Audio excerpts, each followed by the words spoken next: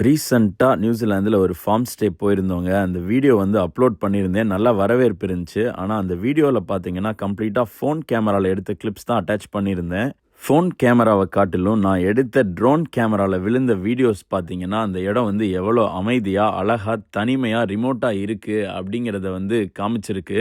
சுமார் 10 டூ 15 கிலோமீட்டருக்கு ஒரு ஆள் நடமாட்டமே இல்லாத இடத்துல தாங்க இந்த இடம் அமைஞ்சிருக்கு.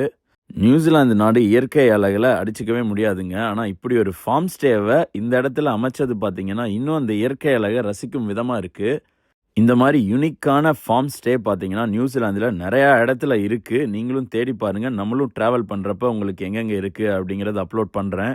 இந்த இடம் எங்க இருக்கு அப்படிங்கிற டீட்டெயில்ஸ் வேணும்னா, நான் முன்னாடியே அப்லோட் பண்ணியிருக்கேன். அந்த ஃபார்ம் ஸ்டே வீடியோல கம்ப்ளீட்டா டீட்டெயில்ஸ் குடுத்துருக்கேன். செக் பண்ணி பாருங்க. நம்ம மேலும் நெறைய இன்ஃபர்மேஷனோட அடுத்தடுத்த வீடியோல சந்திக்கலாம். சியர்ஸ்.